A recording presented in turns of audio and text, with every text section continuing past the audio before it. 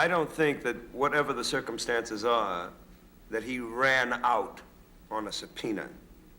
I don't believe that, because I know the man. The lock groans against its own rust. 30 years of silence, broken by the grinding turn of a key that shouldn't exist anymore. The air inside the Burbank warehouse is thick with dust particles that dance in the narrow beam of a flashlight, swirling like ghosts disturbed from their rest. This storage unit was paid for in cash, monthly, like clockwork. The name on the rental agreement? A fake. The person who signed it? Long gone. The man who owned what was inside? Dead for over a year. But the payments never stopped. Not until the money ran out and the storage company finally forced the door open in 1991. They expected the usual remnants of a forgotten life. Old furniture, maybe some boxes of papers, tax documents gathering mildew in the California heat. What they found instead was something far more dangerous. Evidence. The vault of Sammy Davis Jr. wasn't a storage unit. It was a confession booth, a time capsule, and a loaded gun all at once. Inside, stacked with meticulous care, were reels upon reels of audio tape, each one labeled in handwriting that alternated between hurried scrawl and deliberate precision. Some bore cryptic titles: November 1958, Kim. Others were more direct: Frank, private. Still others simply read, "Do not open." There were letters addressed to people who had been dead for decades, photographs that had never been published, showing moments the world was never meant to see, and tucked in the corner, still plugged in as if waiting for someone to return, was an old jukebox loaded with a single record on repeat mode, The Candyman. The investigators stood frozen, realizing what they had stumbled into. This wasn't memorabilia. This was ammunition, proof of secrets that had nearly gotten Sammy Davis Jr. killed. Evidence of Hollywood's darkest machinery, the threats, the cover-ups, the violence that kept the Dream Factory running smoothly.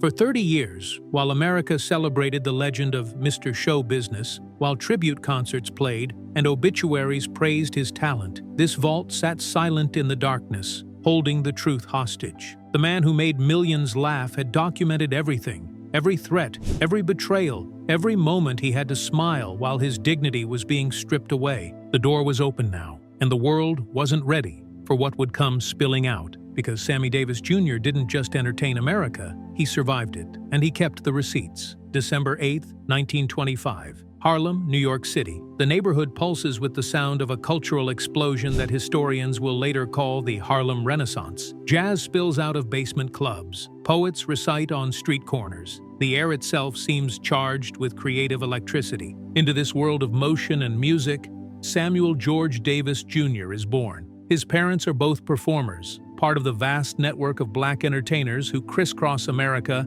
in a never-ending circuit of vaudeville stages, nightclubs, and theater houses. His father, Sammy Davis Sr., is a dancer. His mother, Elvira Sanchez, is a chorus girl with a secret. Elvira, who goes by the stage name Baby, is Cuban. In an America still deeply segregated, still wrestling with its own racial demons, this heritage is dangerous. Not black enough for some, too black for others. So they hide it, they code it, they protect their son by erasing part of his story before he's old enough to understand what's being lost. Young Sammy will grow up not knowing the full truth of his mother's background, a mystery that will haunt him and eventually fill pages of notes discovered in that Burbank vault decades later. But what he does know, from his earliest memories, is the stage. By the time most children are learning to walk steadily, Sammy is performing with the Will Maston Trio, his father and a family friend named Will Maston. At 2 years old, he's billed as Silent Sam, the dancing midget. There is no childhood in the traditional sense, no playground games, no school friends. His toys are tap shoes. His lullabies are rehearsal music. His playground is every stage from Chicago to Los Angeles, every back room where the trio waits to go on, every train car rattling through the night toward the next show. He learns to read people before he learns to read books. He masters comedic timing before multiplication tables. And crucially, he learns the fundamental skill that will define his entire life: how to make people love you, even when they hate what you represent. Because even at that young age, little Sammy Davis Jr. understands the math of survival in America. The audience will applaud his talent while refusing to see his humanity. They will demand his performance while denying him a decent hotel room. They will laugh at his jokes while maintaining the laws that keep him in his place. So he dances faster, sings sweeter, smiles wider, not because he's naturally happy, but because he's learning to weaponize joy. When his parents' marriage crumbles, Sammy's father takes him on the road full-time. Will Maston becomes the third leg of a professional triangle that will last for decades. The trio becomes his only family, the road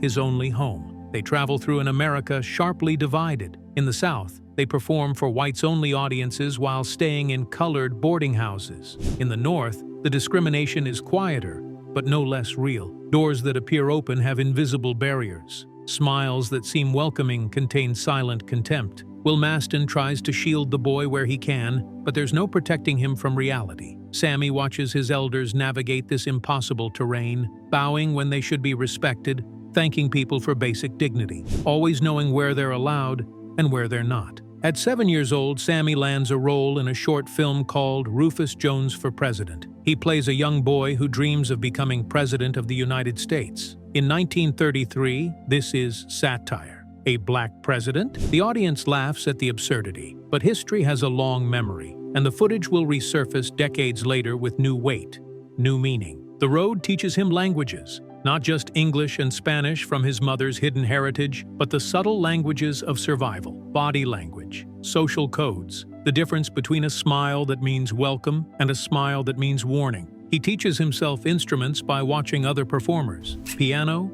drums, vibraphone, whatever he can access backstage. He absorbs accents, dialects, and impressions from every city, every show, every interaction. His formal education is non-existent, but his real education is encyclopedic. By the time he's a teenager, Sammy Davis Jr. has been performing for most of his life. He's been to more cities than most adults. He's experienced more rejection, more hard-won respect, more impossible situations than people twice his age. But nothing prepares him for what comes next. 1943. Sammy Davis Jr. is 18 years old, at the peak of his youthful energy, when the United States Army drafts him. He trades his performer's tuxedo for a military uniform, believing, perhaps hoping, that in wartime, the nation might finally unite across color lines. The belief lasts approximately 1 day. His first encounter with fellow soldiers comes in the form of a racial slur, not whispered, not behind his back, shouted directly at him. It's the opening salvo in what becomes a relentless campaign of psychological and physical torment. They beat him regularly. They mock his size, his background, his very existence. They force him to perform like a trained animal, dancing for their amusement while they throw insults instead of coins. In one particularly brutal incident, they paint his face white, a cruel mockery that cuts deeper than any physical wound. One freezing night, a group of soldiers tie him to a tree and leave him there for hours. In that darkness, shivering and alone, Sammy faces a choice that will define the rest of his life. He can let this break him, or he can outlast it. He chooses outlasting. When he's assigned to the Army's entertainment unit, he transforms. The same men who tormented him begin coming to his shows. They applaud the talent they tried to destroy. It's his first real victory against hate, not through violence or confrontation, but through undeniable excellence. The Army doesn't teach him patriotism. It teaches him that survival requires being so good that even your enemies can't ignore you. That lesson will carry him through everything that follows. He leaves military service not with bitterness, though he has every right to it, but with a hardened determination. If America won't give him respect, he'll take it, one standing ovation at a time. Post-war America is hungry for entertainment, and Sammy Davis Jr. returns to the stage with a ferocity that audiences have never seen. The Will Maston Trio, still together, still grinding, gets their break at Xero's nightclub on the Sunset Strip in 1951. The Hollywood elite come expecting a novelty act. They leave having witnessed something closer to a religious experience. Sammy doesn't just perform, he dominates. Singing, dancing, playing instruments, doing impressions, all with a precision and power that feels almost superhuman. Word spreads fast. Within weeks, he's the hottest act in Hollywood. Fame arrives like a tsunami. Suddenly, he's playing the biggest venues, meeting the biggest stars, being mentioned in the same breath as the greats. At 25 years old, Sammy Davis Jr. seems unstoppable. Then comes November 19th, 1954. Driving back from Las Vegas to Los Angeles, Sammy's Cadillac collides head-on with another vehicle. The impact is devastating. His face is shattered. His left eye is destroyed beyond repair.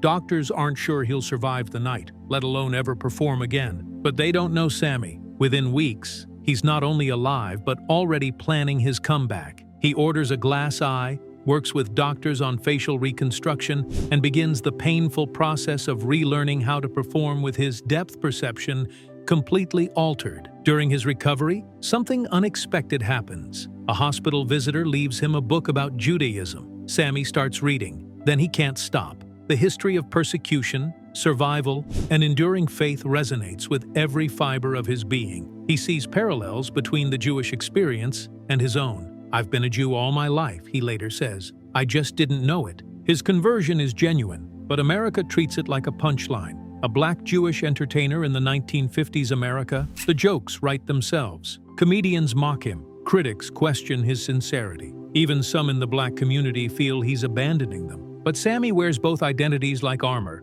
Every performance becomes a statement. Every show, a sermon.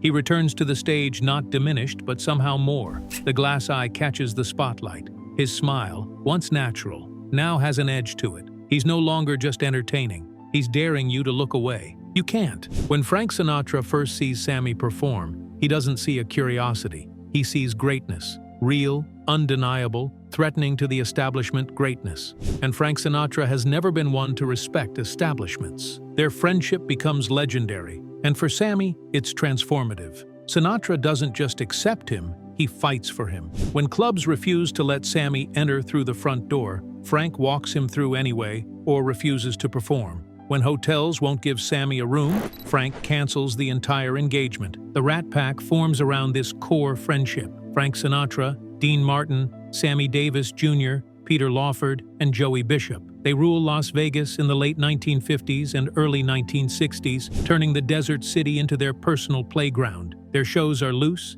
improvised, dangerous, and they're performing in front of segregated audiences in integrated venues, which is revolutionary in itself. But friendship has its limits, and love has none. In 1958, while filming Anna Lucasta, Sammy falls deeply in love with Kim Novak. She's white, she's beautiful, she's under contract with Columbia Pictures, and their relationship sets off alarm bells throughout Hollywood's power structure. This isn't just about racism, though that's certainly central. Novak is considered studio property, a valuable investment. Her image is carefully controlled. A relationship with a black entertainer threatens that image, threatens box office returns, threatens the entire machinery of Hollywood racism that keeps everyone in their designated place. The studio heads panic, then they call in reinforcements. The mob, deeply connected to Hollywood's financial structure, delivers the message personally. They tell Sammy that if he doesn't end the relationship, they'll take his other eye, then his life. They're not making a threat, they're explaining a fact. To ensure compliance, they force him into a sham marriage with a black lounge singer named Lorraine White. The ceremony happens within days. Photographers capture Sammy's forced smile. The marriage lasts 2 months. The vault discovered decades later contains letters Sammy wrote during this period. Never sent, never meant to be read. They reveal a man contemplating suicide, wrestling with the impossible choice between love and survival.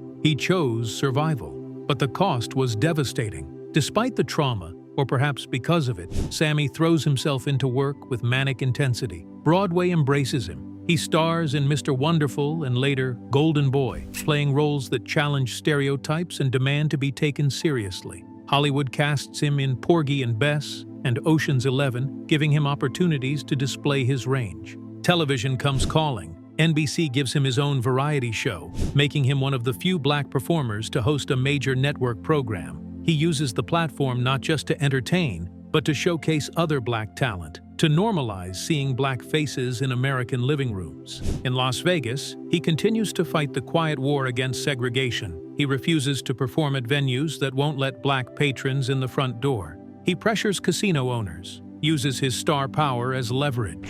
By 1971, his persistence helps end the official policies of racial exclusion on the Strip. From the outside, it looks like victory. From the inside, it feels like drowning. The tapes from the vault reveal something the public never saw: the loneliness. Sammy parties with presidents and prays in temples. He performs for millions but belongs nowhere. He's too black for some rooms, too white for others, too Jewish for others still. He exists in the intersections, never quite fitting anywhere completely. He self-medicates with everything available: alcohol, cocaine, endless work. The laughter on stage masks the man haunted by every compromise. Every moment he had to swallow his dignity, every time he smiled when he wanted to scream. Success, he learns, is its own kind of prison.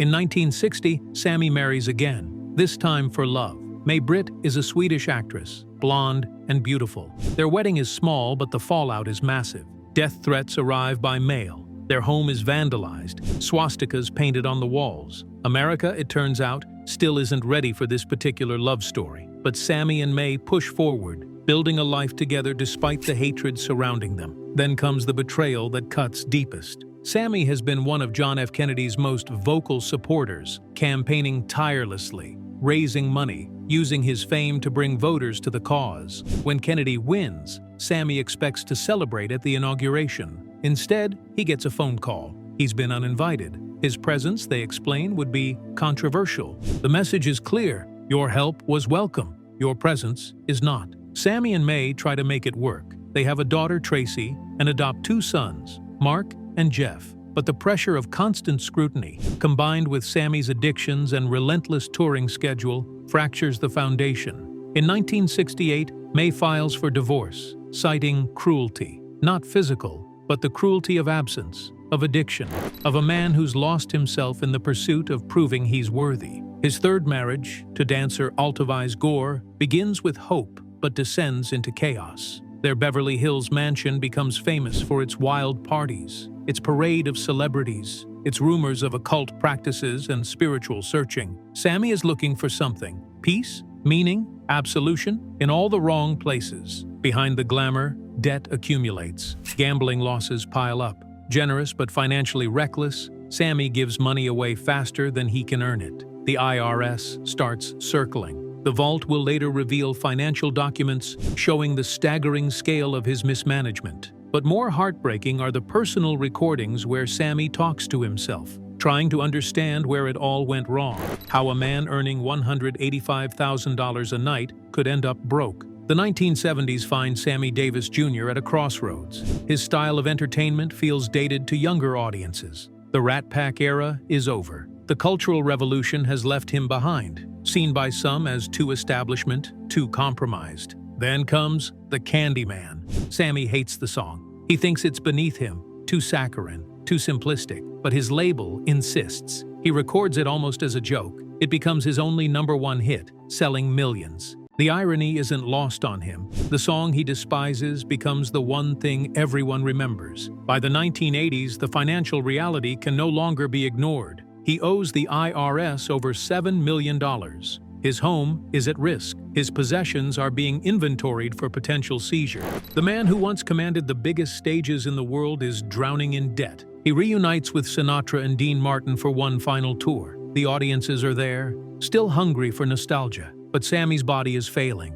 Years of smoking, drinking, and endless performance have taken their toll. His voice, once impossibly powerful, now cracks and wavers. In 1989, doctors diagnosed throat cancer. The very instrument that saved him, his voice, is being destroyed from within. He fights it the way he's fought everything, with stubborn determination. But some battles can't be won with talent or willpower. On May 16, 1990, Sammy Davis Jr. dies at age 64. His funeral is star-studded, but his estate is bankrupt. His home is sold. His possessions auctioned off piece by piece.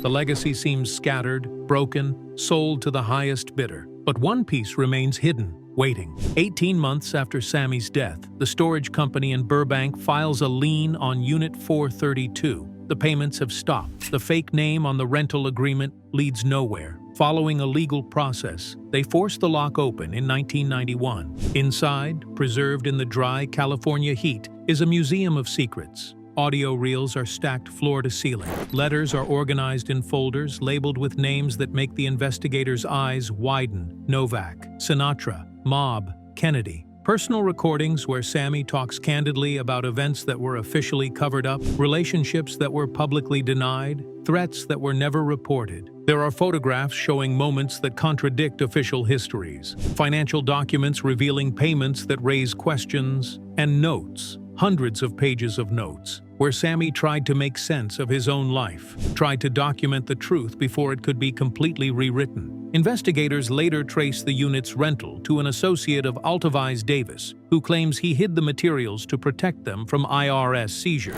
But the organization of the vault suggests something else. This was deliberate preservation. Sammy knew these items held power. He knew they told a story that needed protecting. When word of the vault's contents begins to leak, Hollywood lawyers move fast. Some materials disappear into private collections. Others are sealed under non-disclosure agreements. The full inventory has never been made public, but what emerged was enough to reframe Sammy Davis Jr.'s story. This wasn't just an entertainer who broke barriers. This was a man who documented the machinery of oppression, who kept evidence of how America's entertainment industry maintained racial hierarchies through threats, intimidation, and violence. The vault revealed that Sammy Davis Jr. didn't just survive Hollywood's racism. He recorded it, he collected it, he preserved it for a future that might finally be ready to understand. 30 years after he first rented that unit under a fake name, paying in cash to keep it secret, Sammy Davis Jr.'s vault finally opened, and everyone who understood what they were looking at froze. Not in shock, but in recognition. They were looking at American history's receipts. The man who spent his life making America comfortable had spent his nights making sure America couldn't forget. Sammy Davis Jr.'s vault didn't just hold memorabilia, it held truth, a reminder that behind every smile, every performance, every triumph, there was a man fighting battles we never saw. His story isn't just history, it's a mirror reflecting how far we've come and how far we still need to go. What shocked you most about Sammy's hidden story? Drop your thoughts in the comments below. And if this opened your eyes to a legend you thought you knew, hit that like button and subscribe, because there are more untold stories waiting to be uncovered. History isn't always what they taught us. Sometimes it's locked in a vault.